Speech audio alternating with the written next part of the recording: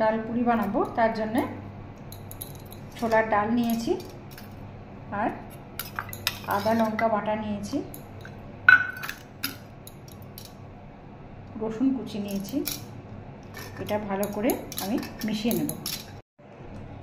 একটু তীখা লাল পাউডার দিলাম, একটু কসুরি মেথি দিলাম, পরিমাণ মতো লবণ দিলাম।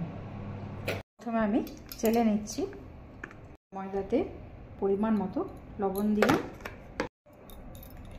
1 চামচ মতো খাবার সোডা দিলাম,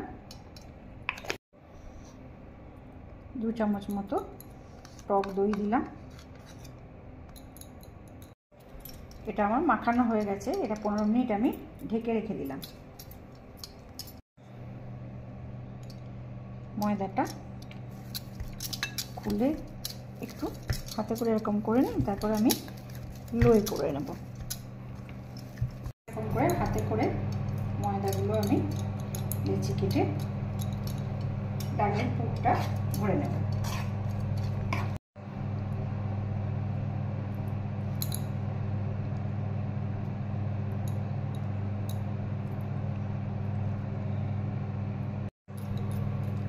পুর ভরে এরকম করে আলতো করে বেলে নিতে হবে।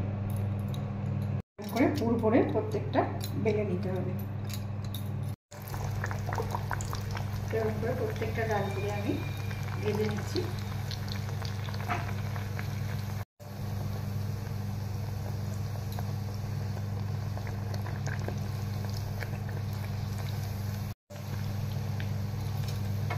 এরকম করে বানিয়ে দেখবেন, যদি ভালো লাগে তো আমাকে জানাবেন, লাইক করবেন, কমেন্ট করবেন, শেয়ার করবেন, সাবস্ক্রাইব করবেন চ্যানেলটাকে।